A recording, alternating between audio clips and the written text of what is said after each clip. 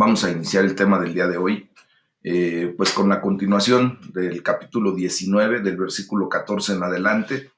Y aquí pues vamos a ver la oración de Ezequías. Pues se nos hace un recuerdo de la situación que está viviendo Ezequías con el asedio que tiene de parte del rey Sennacherib, el rey de Asiria. Y Sennacherib le envía una segunda carta, una segunda misiva a Ezequías, y pues este hace ahora algo muy particular. Dice la palabra de Dios que subió a la casa de Jehová y las extendió Ezequías delante de Jehová. Recuerden que anteriormente había ido al profeta, a el profeta Elías, y bueno, en esta ocasión él hace, ¿verdad? Exactamente lo que todo hijo de Dios debería hacer con alguna situación que está pasando o viviendo. Mis amados, en muchas ocasiones no es necesario que nos llegue una carta o una misiva pues en contra nuestra. Hay situaciones que de repente se presentan, el enemigo de nuestras vidas se levanta, el hombre fuerte se levanta en nuestra contra y pues lo que tenemos que hacer es inmediatamente correr a los brazos de papá, ¿verdad? Así como lo hizo Ezequías. Él llevó la carta, esa misiva, en donde él se sentía agredido, se sentía ofendido, y sobre todo él estaba sintiendo que la ofensa era directamente en contra de Dios, era una blasfemia. Entonces lleva la carta a la casa de Jehová, y recuerden que Ezequías hace lo correcto también al quedarse fuera del lugar santo, solamente llega hasta los patios, hasta el atrio.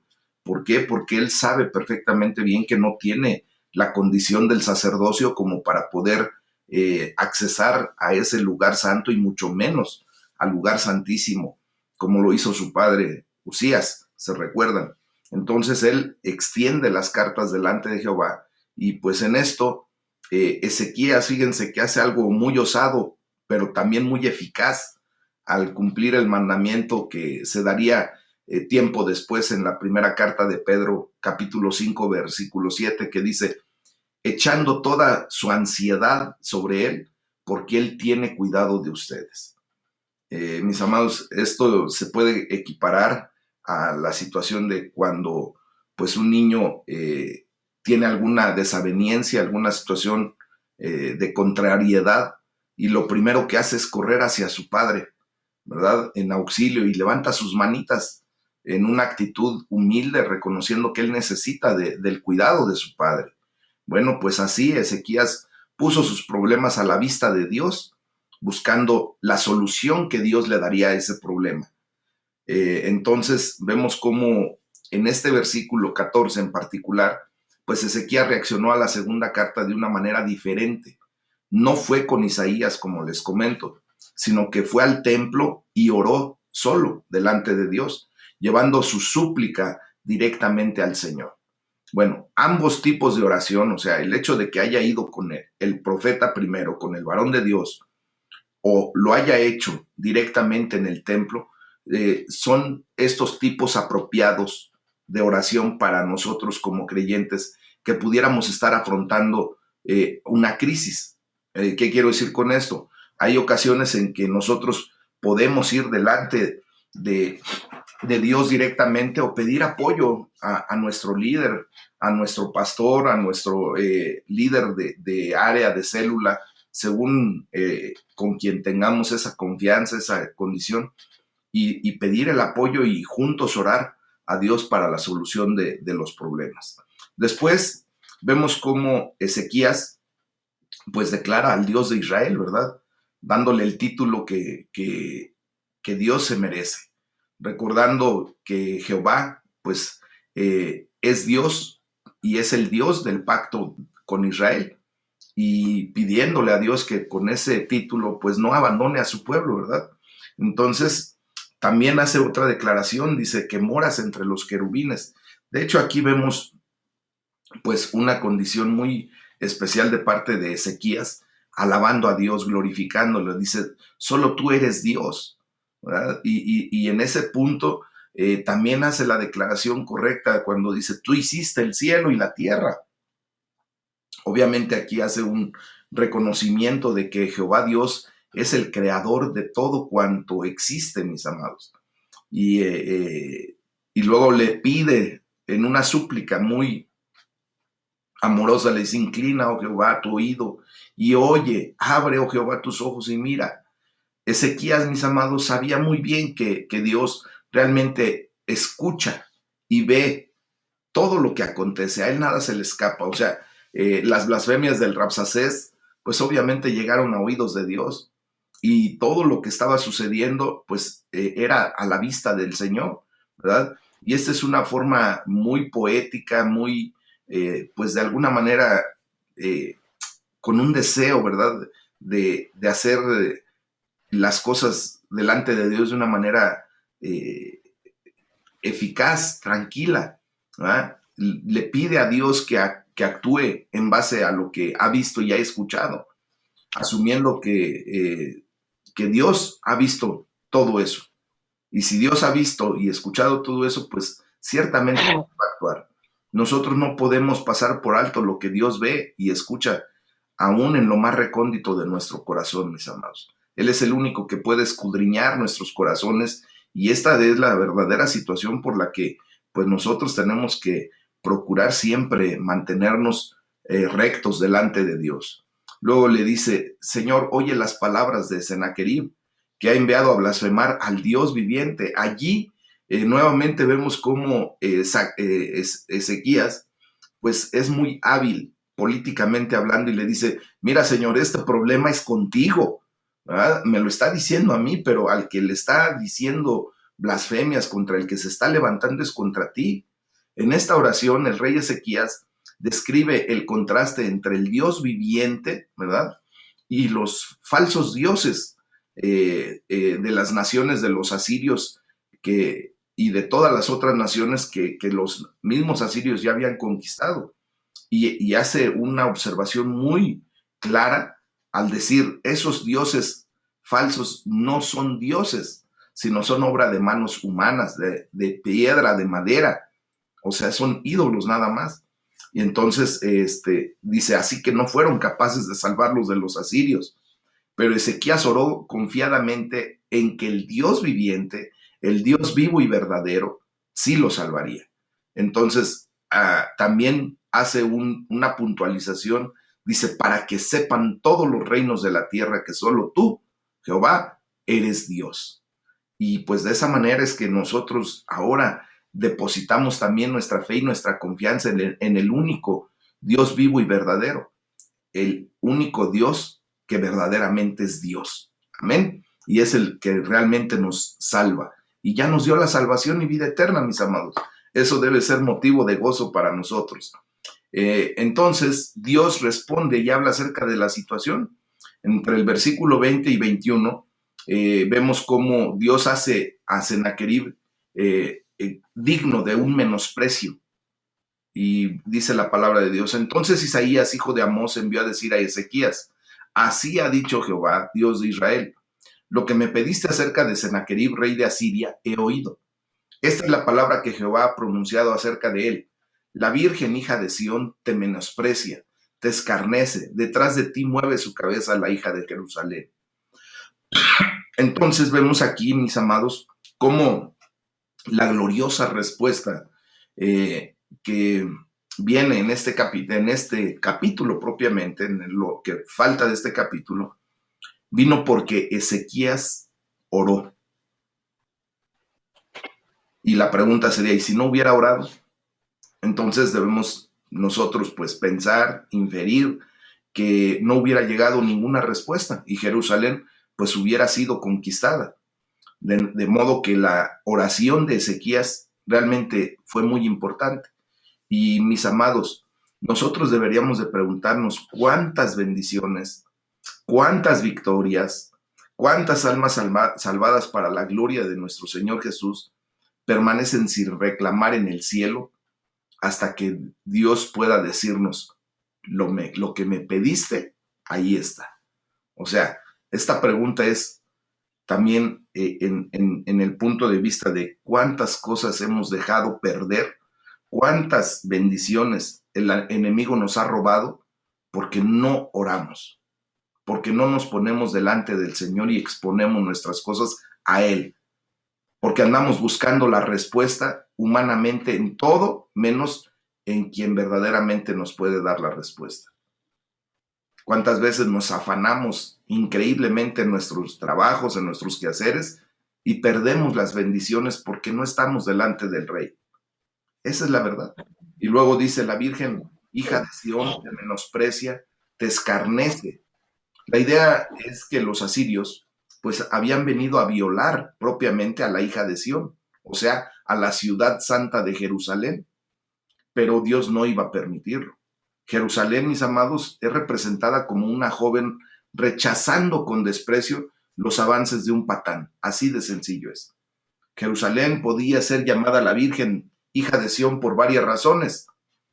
Porque primero, no estaba contaminada con la repugnante idolatría de los paganos. Recordemos que los reyes del reino del sur, del reino de Judá, se habían... Hermano Alfredo, ahí está, ya.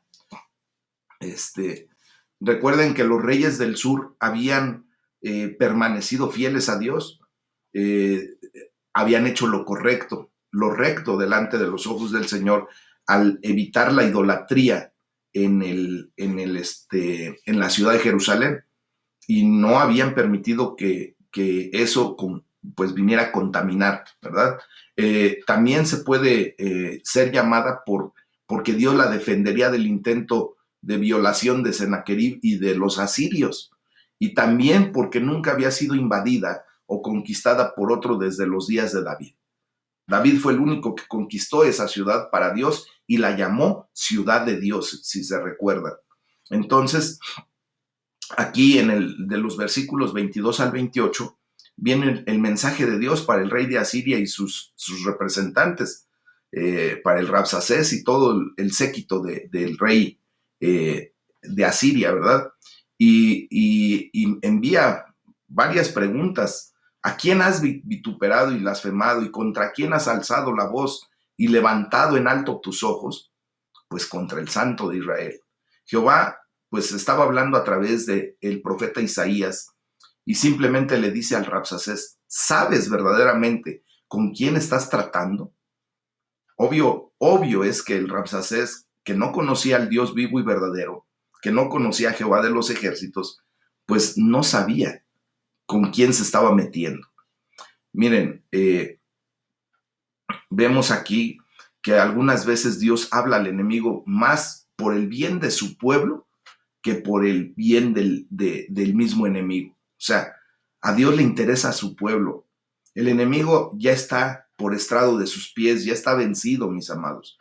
De hecho, fíjense que curiosamente pudiera ser que esta profecía de lo que habló Isaías tal vez nunca llegaría o llegó a los oídos del Rabsacés.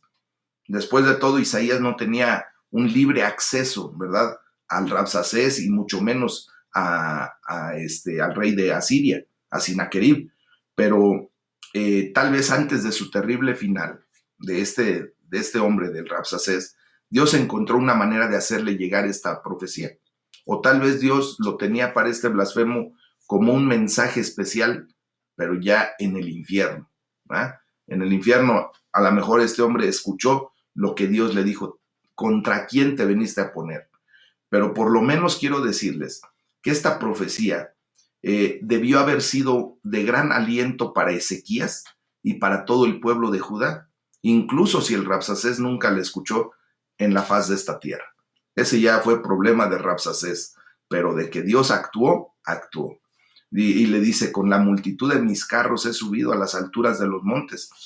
Aquí Jehová pues describe el gran orgullo que los asirios sentían por sus propias conquistas, pero se olvidaron de que en realidad Jehová estaba a cargo de todo, y está, ¿verdad? Dice: y ahora lo he hecho venir, y tú serás para hacer desolaciones, para reducir las ciudades fortificadas a montones de escombros, sus moradores fueran de corto poder.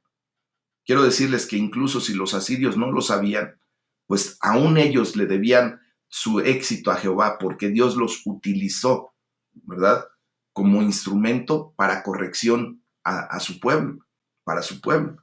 Entonces, aquí vemos cómo esta declaración pues es humillante para los asirios.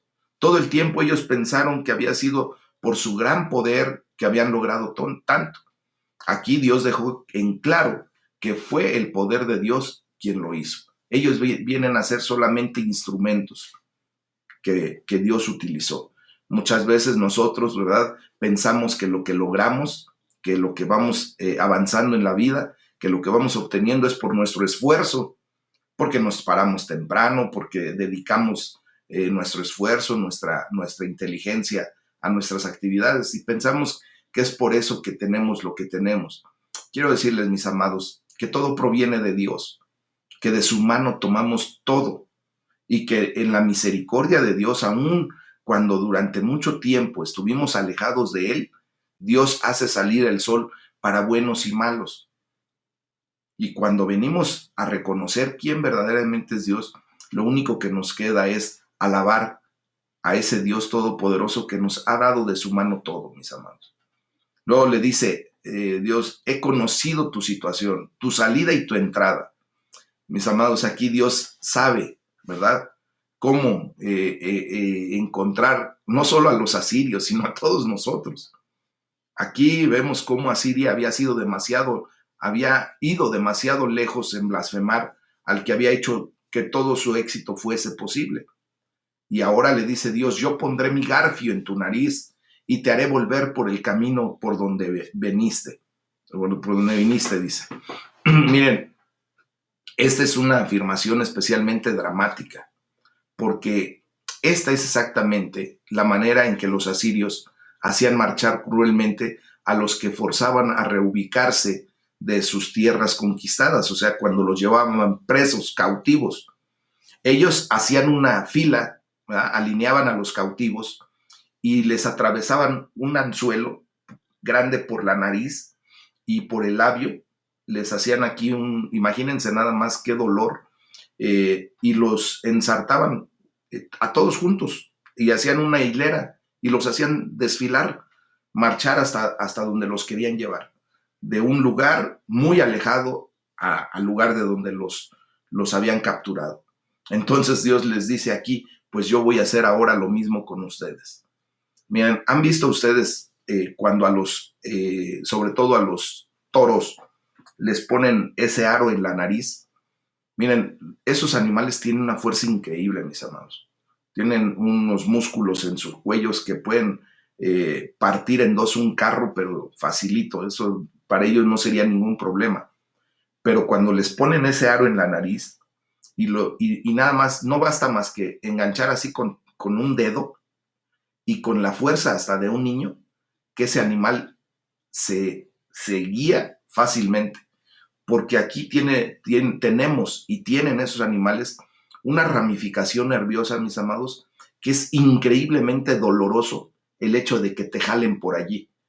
Y por eso los animales, aún con toda su fuerza, hasta con su brutalidad, son fácilmente domados, domesticados, y se los lleva a donde uno quiere.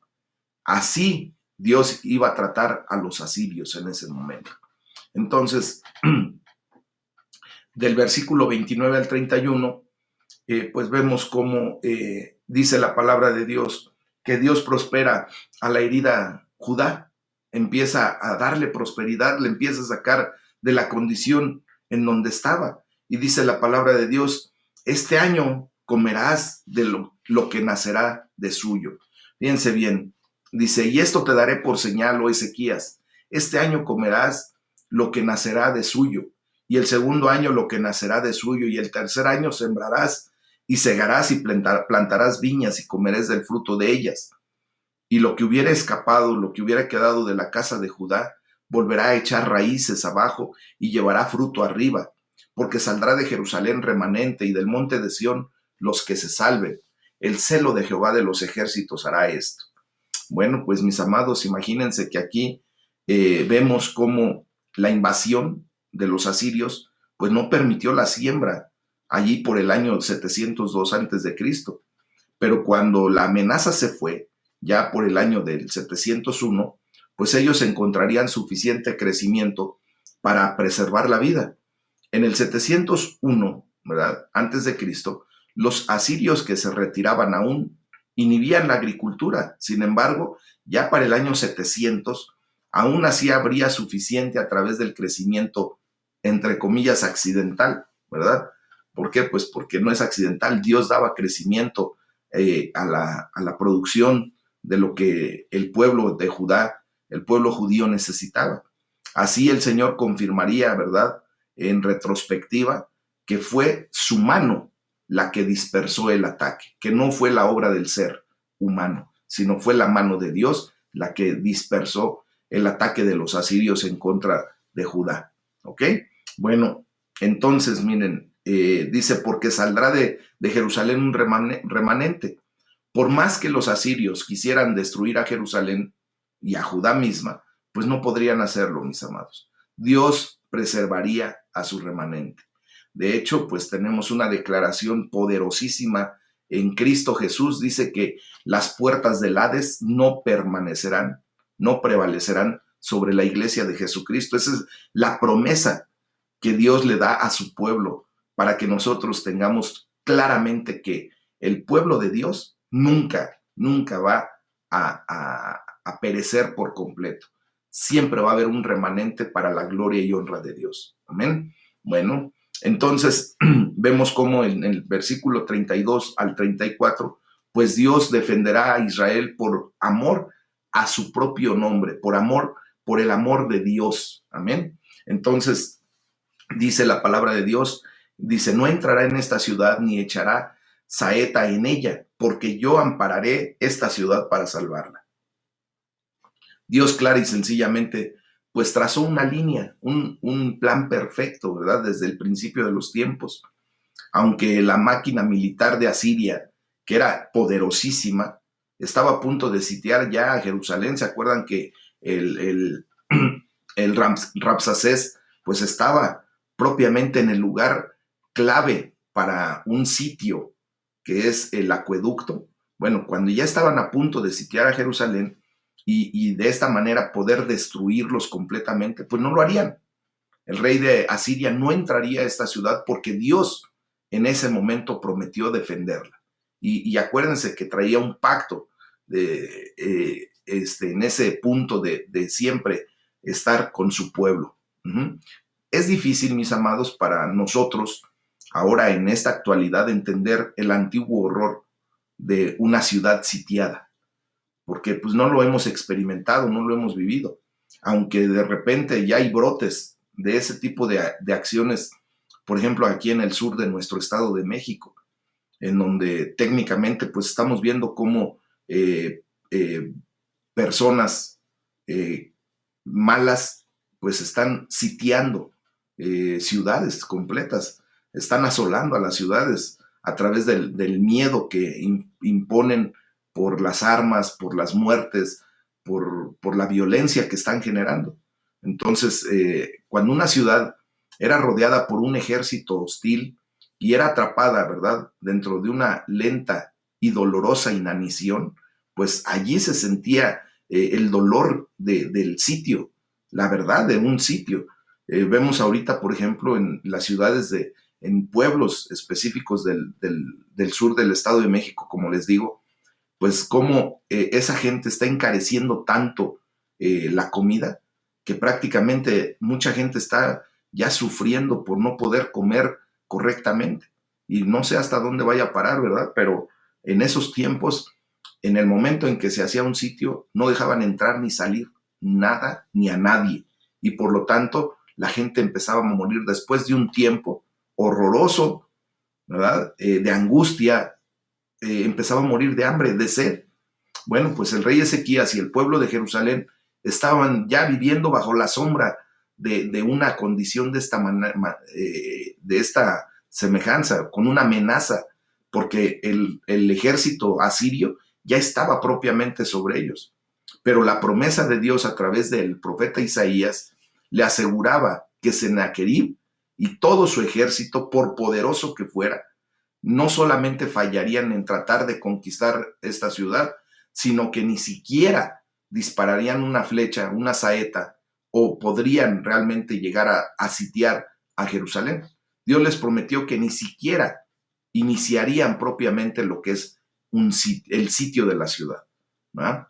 Bueno, y lo hace y dice claramente, por amor a mí mismo y por amor a David, mi siervo.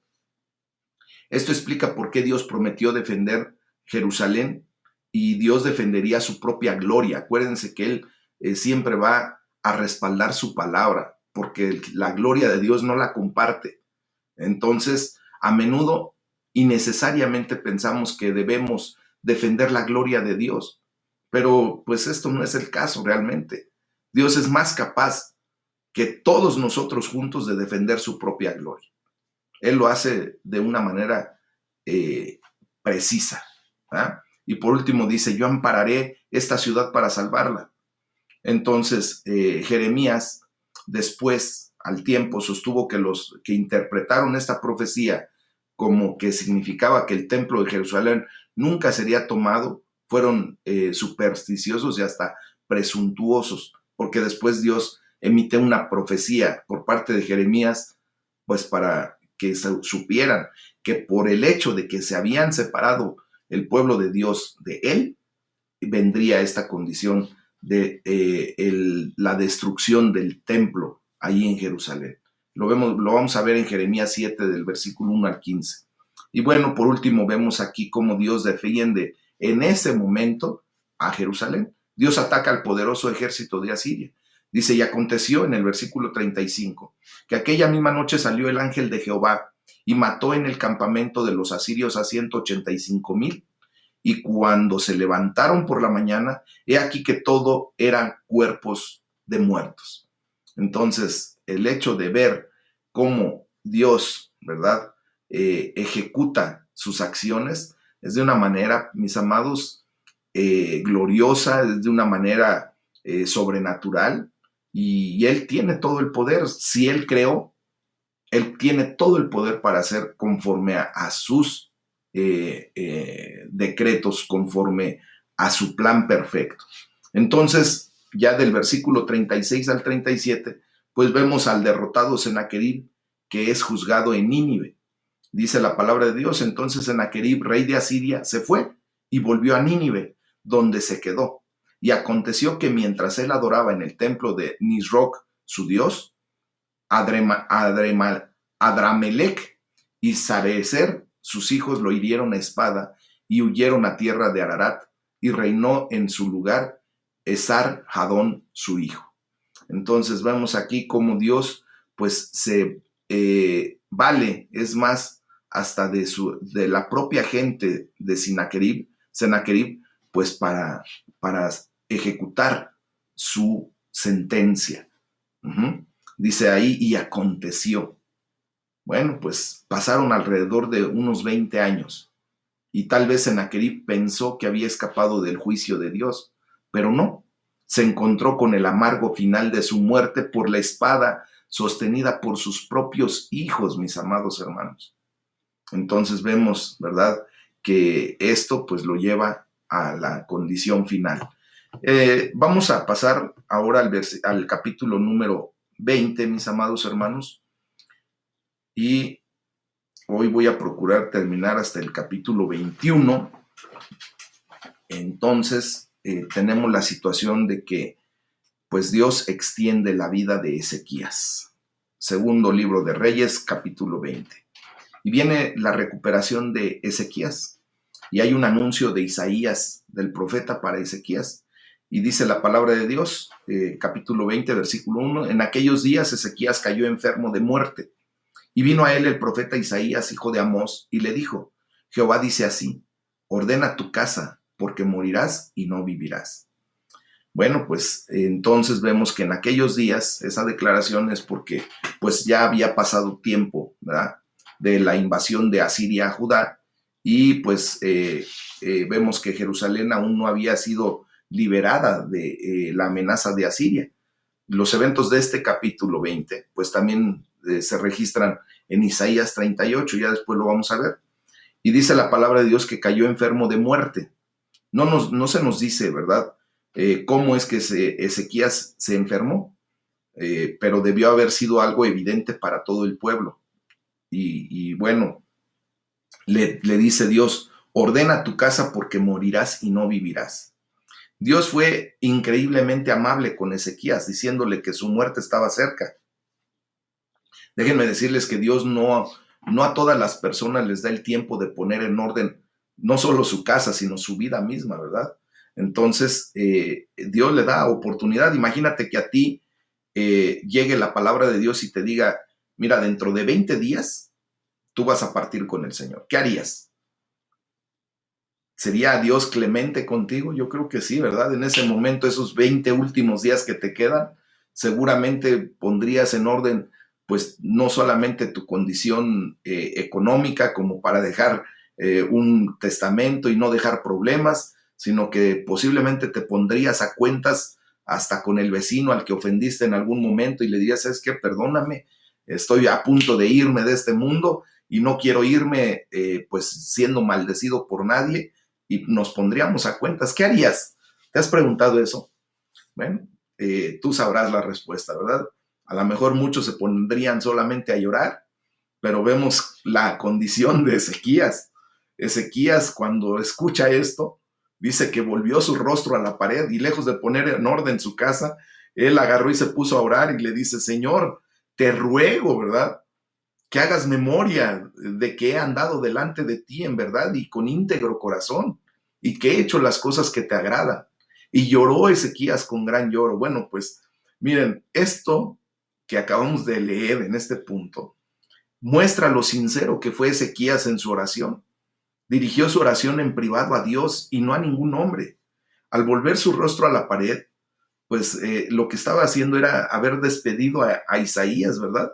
Y él simplemente entra en una relación íntima, solitaria con Dios. Y Ezequías derrama su corazón delante del Señor. Bueno, pues aquí está una buena respuesta de la pregunta de qué harías si el Señor te dijera que dentro de muy poco tiempo te pide para que vengas a su lado. Bueno, pues orar a Dios, ¿verdad? Señor, ve mi condición, recuerda lo que yo he hecho. Ahora sí, echar mano de esa situación.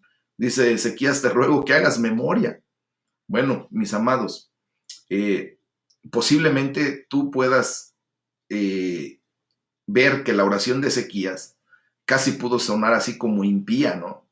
Como echando en cara lo que había hecho, viendo que sus méritos posiblemente alcanzaban para que Dios fuera impactado, ¿no? Es casi como si Ezequías hubiera orado, Jehová, he sido un muchacho bueno contigo y tan bueno, ¿verdad? Y tú no estás siendo justo conmigo. Recuerda lo bueno que he sido y rescátame. No dejes que muera ya pronto. Pero mis amados hermanos, nosotros debemos ver que este era un principio válido con el cual acercarse a Dios. En el Antiguo Testamento, ¿verdad? La maldición y la bendición eran enviadas bajo la base de la obediencia y la desobediencia. Y por ese principio, por ejemplo, David pudo escribir en el Salmo 15, cuando dice, Jehová, ¿quién habitará en tu tabernáculo? ¿Quién morará en tu santo monte? El que anda en integridad y hace justicia y habla verdad en su corazón. Lo leemos en el Salmo 15, versículos 1 y 2. Entonces, esto seguramente vino al corazón de Ezequiel, pues para orar a Dios de esa manera. Pero ahora nosotros, como cristianos, como el pueblo adquirido por la sangre de Cristo, estamos bajo el nuevo pacto y somos bendecidos en el principio de la fe en Cristo.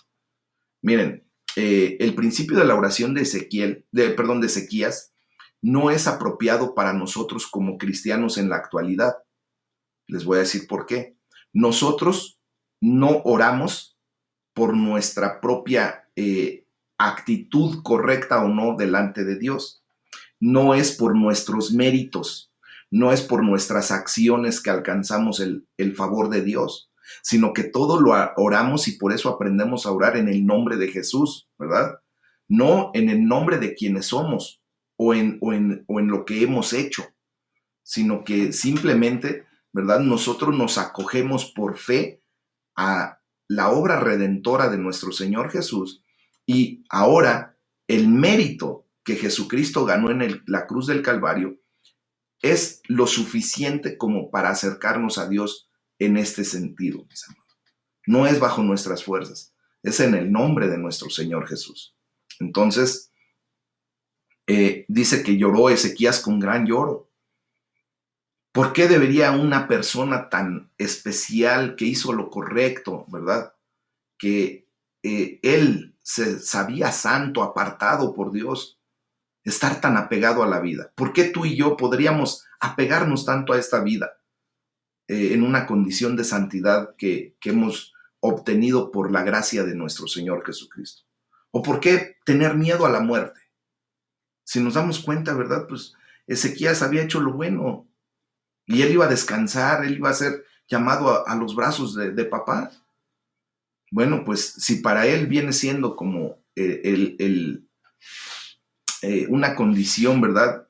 En donde de alguna manera sentía que todavía había cosas por hacer. Si tú y yo todavía sentimos que hay cosas que tenemos que hacer, pues es cuando podríamos pedirle a Dios que nos deje un poquito más de tiempo. Pero nosotros tenemos que comprender que los tiempos son de Dios. Y entonces venir a los brazos de papá cuando seamos llamados con alegría, con gozo en nuestro corazón. Porque eso es lo que estamos esperando, ¿verdad? Un día estar en la presencia misma de Dios. Bueno, después de este lloro, de esta súplica de parte de Ezequías, pues el profeta Isaías trae la respuesta de Dios para la oración que él hace. Entre los versículos 4 al 7, le dice: añadiré a tus días 15 años. Fíjense que esta es la respuesta a la oración de Ezequías. Dios le concedió a Ezequías 15 años más. Entonces, fíjense bien, esto pues vamos a ver cómo hay una pregunta. ¿Cómo es que Ezequías se recuperó? ¿Se probó que la palabra de Dios morirás y no vivirás fue falsa? No. Primero, Ezequías en realidad sí murió, solo no tan pronto como Dios lo había anunciado primero. ¿Ah? Segundo, cuando Dios anuncia juicio, casi siempre es una invitación para arrepentirse y para recibir misericordia.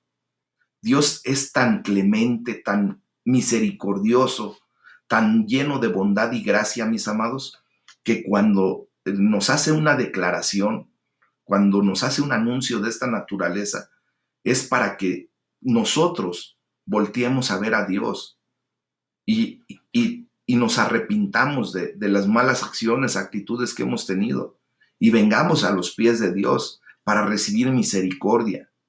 Amén. Esto es lo que realmente debemos de ver en esta oración. Y dice: yo he oído tu oración. Mis amados, déjenme decirles que todas las oraciones que tú y yo levantamos al Dios Todopoderoso, al Shaddai, son escuchadas. Entonces, dice: ampararé esta ciudad por amor a mí mismo y por amor a David, mi siervo. Y esta promesa va de acuerdo con la profecía de liberación que Dios había hecho anteriormente. Y hizo varias. Entonces, aquí vemos la conexión de las dos promesas que indican que una confirmaría a la otra. Cuando Ezequías recuperó su salud, podía saber que Dios también lo liberaría de los asirios. O sea, aquí hubo dos profecías. Primero, la recuperación de Ezequías para vivir 15 años más. Y el segundo, que Dios los libraría de la mano de los asirios. Entonces, después viene la señal de Dios para Ezequías y la sombra retrocede. ¿Verdad?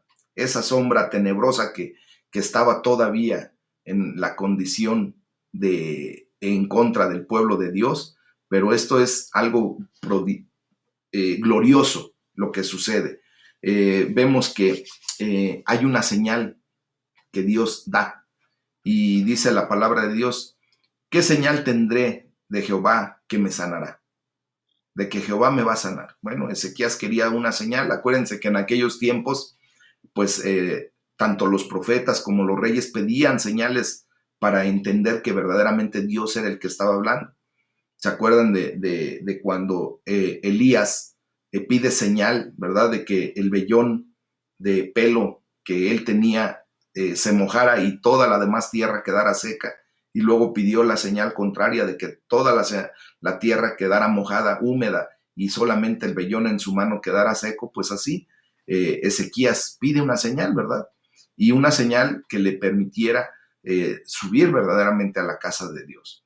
Eso era porque no podía y no subiría a la casa de Dios hasta que fuera sanado, por lo que estos dos acontecimientos están conectados, ¿verdad? Entonces, esta señal tendrás, dice, de que hará Jehová esto que ha dicho. Y Dios mostró aún más misericordia a Ezequías. Dios no tenía ninguna obligación de dar esta señal. Dios no está obligado a mostrar señales para que nosotros entendamos, ¿verdad? De hecho, si Dios hubiera estado perfectamente justificado al decir, yo lo digo y tú lo crees y punto. ¿Cómo te atreves a no tomar mi palabra por verdadera? Pero en verdadero amor Dios le dio a Ezequías más de lo que necesitaba o merecía. Eso se llama misericordia, mis amados, ¿verdad? Entonces, Dios ahora a ustedes y a mí nos muestra la misma misericordia, porque debería ser suficiente con que Dios nos diga te amo y nosotros creerlo abiertamente, pero Dios ha hecho mucho más para demostrarnos su amor, porque de tal manera amó Dios al mundo que ha dado a su Hijo unigénito, ¿verdad? Entonces nosotros tenemos ahora no solamente la palabra de Dios declarada para nuestra vida, sino también la muestra de esa palabra, ¿verdad? Y luego dice la palabra de Dios, ¿avanzará la sombra 10 grados o retrocederá 10 grados? Bueno, Dios prometió hacer algo completamente milagroso, como les decía, para la señal de confirmación. Él prometió hacer a la sombra del reloj solar retroceder en vez de avanzar. O sea, lo lógico para nosotros y lo que siempre vamos a esperar es que el reloj avance, pero difícilmente vamos a esperar que el reloj retroceda. Entonces, vemos que es una señal maravillosamente apropiada para Ezequías, ¿verdad?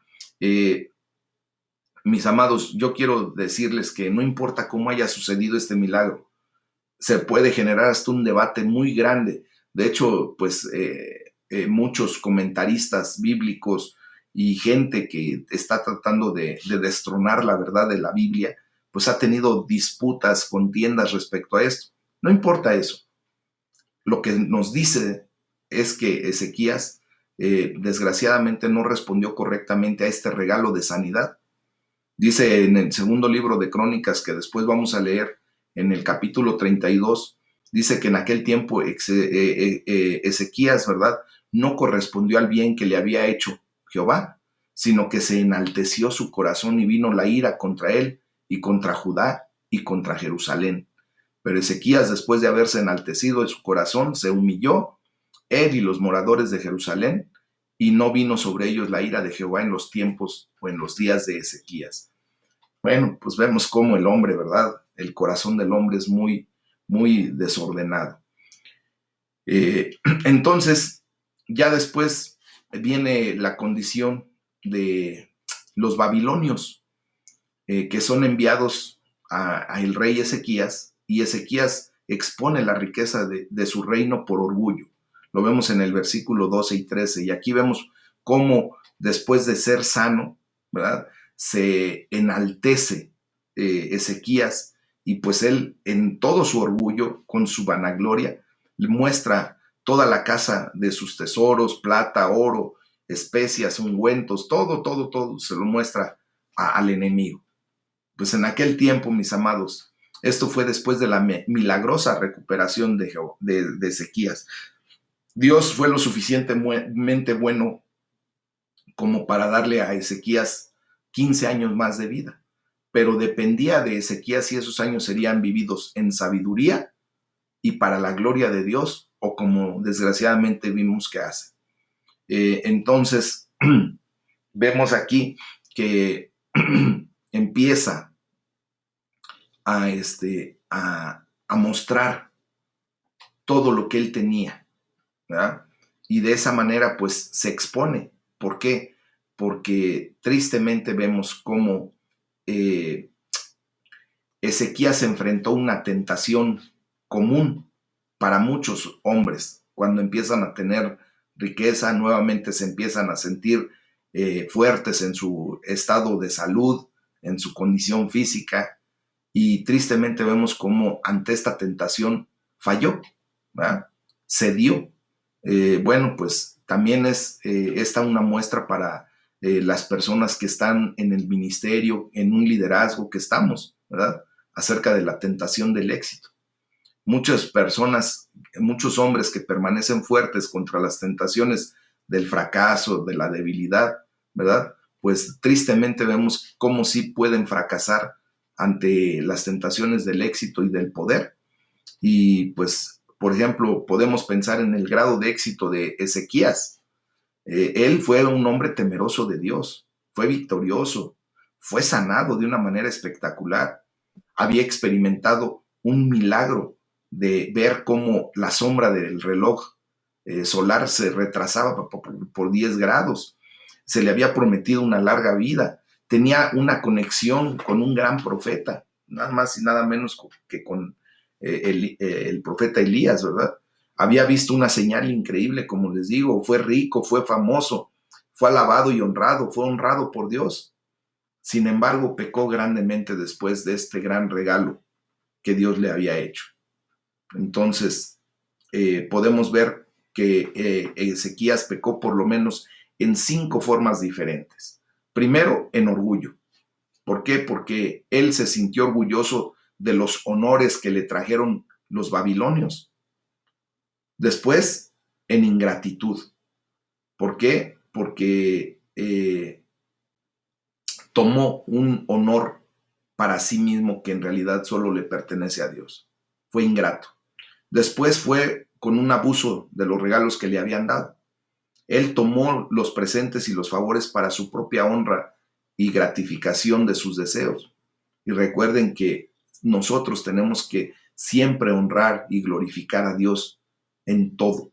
¿verdad? Después fue una confianza carnal la que lo llevó a confiarse en la asociación que había hecho con el rey de Babilonia, teniendo él la mejor asociación. Imagínense que él tenía la asociación con el rey de reyes, no solo con un rey humano. Y por último, vemos también que pecó por perder la gran oportunidad que Dios le dio. Él tuvo una gran oportunidad de dar testimonio a los enviados de los babilonios, ¿verdad? Sobre la grandeza de Dios, exaltar al rey de los cielos, ¿verdad? Y ver, decir cómo la bendición de Dios había sido sobre Judá. Pero en vez de eso, tristemente se glorificó a sí mismo. Entonces vemos que pues esto lo lleva a una condición en donde Dios, a través del profeta Isaías, trae reprensión a la vida de Ezequías. Y del versículo 14 al 18 dijeron, ¿verdad? Le dice el profeta que qué le habían dicho aquellos varones y de dónde habían venido a él. Y bueno, Isaías seguramente ya sabía la respuesta a estas preguntas, pero seguramente también estas preguntas fueron guiadas por Dios para permitirle la oportunidad a Ezequías de responder honestamente, lo cual sí hizo, y que viera su error por sí mismo, ¿verdad? Pero eso no lo hizo, no vio su error, no vio su pecado. Dice, vieron todo lo que había en mi casa, y todo lo que está en tu casa, pues ahora será llevado a Babilonia, le dice el profeta Isaías a este rey, ¿verdad? Y luego dice que también le declara que de sus hijos tomarán y serán eunucos en el palacio del rey de Babilonia. Y bueno, la curiosa reacción de Ezequías, pues dice que le dice a Isaías, la palabra que has hablado de parte de Jehová es buena, ¿verdad? Pues este era un estado triste del corazón, ¿verdad? Del rey de Judá. Dios anunció nuevamente un juicio venidero y con lo único que pudo con alivio fue que de eso no sucedería en sus días. Ya después vendría cuando él muriera. Entonces llegó el punto, mis amados hermanos, que Ezequías durmió con sus padres. Y bueno, recordemos que no hay duda de que Ezequías inició como un rey temeroso de Dios, y su mayor parte del reinado fue uno de los de consagración sobresaliente, fue uno de los mejores reinos o reinados, pero vemos también cómo su inicio fue mucho mejor que su final. Ezequías tristemente no terminó bien. Dios le dio a Ezequías el regalo de otros 15 años de vida, pero los años agregados no lo hicieron mejor hombre, ni mucho más temeroso de Dios, sino todo lo contrario. Y bueno, mis amados, por último vamos a ver pues el capítulo número 21, en donde vemos ya a los perversos reinados de Manasés y a Amón. Viene un resumen en los primeros dos versículos de el capítulo 21 del reinado de Manasés, un gobierno de maldad de 55 años que Dios permitió a manos de este hombre que fue hijo de Ezequías. Dice, de 12 años era Manasés cuando comenzó a reinar, y reinó en Jerusalén 55 años. El nombre de su madre fue Epsiba, e hizo lo malo ante los ojos de Jehová, según las abominaciones de las naciones que Jehová había echado del delante de los hijos de Israel. Entonces vemos cómo aquí empieza, mis amados hermanos, pues un, un hombre que nació propiamente durante los 15 últimos años de la vida de Ezequías. ¿Cuáles fueron esos 15 años? Los que Dios le concedió adicionales, ¿verdad? Por los que Ezequías oró. Y en esos 15 años, pues tuvo a este hijo, Manasés. Y bueno, pues fíjense bien, vemos cómo, desgraciadamente, este hombre, Manasés, reinó en Jerusalén 55 años. Y pues fue un reinado notablemente largo, pero también notablemente perverso, como lo dice la palabra. O sea, una carrera larga o longeva no necesariamente evidencian bendición o aprobación de Dios. Entonces, vemos aquí que él hizo según las abominaciones de las naciones que Jehová había echado de delante de los hijos de Israel. Manasés imitó los pecados tanto de los cananeos como de los israelitas, los del reino del norte, ¿verdad? Entonces, ¿cuáles fueron los pecados específicos de Manasés? Lo vemos del versículo 3 al 9. Él volvió a edificar los lugares altos que Ezequías su padre había derribado. Manasés se opuso a las reformas de su padre y trajo a Judá de regreso a la terrible idolatría. Bueno, también levantó altares a Baal e hizo una imagen de acera. O sea, imagínense, Manasés no quiso imitar a su padre consagrado a Dios. En vez de eso, imitó a uno de los peores reyes de Israel, a el rey Acab, ¿se acuerdan? Él adoptó la misma adoración de a Baal y a Acera que marcaron el reinado de Acab. Dice también que adoró a todo el ejército de los cielos y rindió culto a aquellas cosas. Vemos aquí cómo Manasés no solamente trajo de vuelta las antiguas reformas de idolatría, también trajo nuevas formas de idolatría a Judá. Es cuando la ciudad de Jerusalén, esa ciudad virgen, fue violada propiamente, ¿verdad? Entonces dice que asimismo edificó altares en la casa de Jehová. Entonces era ya suficientemente malo que Manasés permitiera la adoración e ídolos en Judá, pero hizo peor, corrompió la adoración al Dios verdadero en su propio templo, e hizo de este templo un lugar de altares a ídolos, incluyendo los que él había dedicado en su culto de adoración astrológica. O sea, por eso dice la palabra de Dios que edificó altares para todo el ejército de los cielos. Dice que pasó a su hijo por fuego. Manasés sacrificó a su propio hijo al dios cananeo Moloc, ¿se acuerdan? A ese dios que calentaban por medio de brasas, era de metal, y cuando ya estaba el rojo vivo, ponían a sus hijos en las manos de este ídolo para consagrarlos a él, ¿verdad? Él era adorado, ese Moloc, con la quema de los niños. Y bueno, también dice que se dio a observar los tiempos y fue agorero e instituyó encantadores y adivinos. Manasés, pues solamente vemos cómo invitó a la influencia satánica directa con su aprobación e introducción de estas artes ocultas. El hecho de querer saber el futuro, dice, se dio a observar los tiempos, pues es como la gente que anda buscando ahí en los, ¿cómo se llama? La astrología, en esa condición que viene después. Dice, y puso una imagen de acera que había hecho en la casa de Jehová. Acera, recuerden que era la diosa cananea de la fertilidad y era adorada a través de la prostitución ritual. O sea, las sacerdotisas se prostituían frente a Acera porque pues como era la diosa de la fertilidad, en esos actos ¿cómo se llama? Tener sexo con muchas personas, pues se llevaba a cabo ese ritual de prostitución.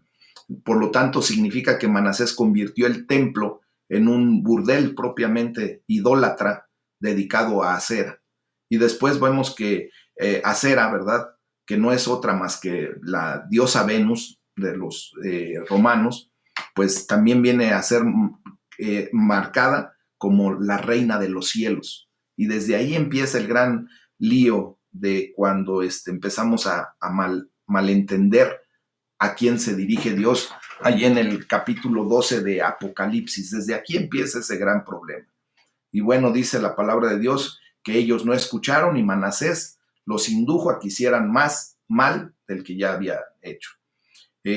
Mis amados, cuando dice la palabra de Dios que no escucharon, fue el pueblo de Dios el que tampoco escuchó las generosas promesas que Dios había hecho, en donde Él prometía protección a un pueblo obediente. Además, el pueblo de Dios fue voluntariamente inducido por la perversidad de Manasés y fueron atraídos a hacer más mal todavía. Entonces, ciertamente fue un rey perverso, pero tal vez peor pecado fue por parte del pueblo que aceptó su seducción voluntariamente. O sea, esto quiere decir que ustedes y yo, ¿verdad? Aunque podamos ser influenciados por nuestros líderes, pues no debemos de permitir que aún nuestros líderes que nos quisieran llevar a hacer lo incorrecto, pues nosotros estamos aprendiendo para tener juicio y no hacer lo que no debemos. Vamos a dejar hasta aquí, mis amados. El día lunes, primero Dios, vamos a continuar a partir del versículo 10 de este capítulo 21. No lo pude terminar. Es bastante la información que tenemos que manejar, pero pues Dios nos ha de permitir seguir avanzando. Vamos a orar. Vamos a darle la gloria a Dios.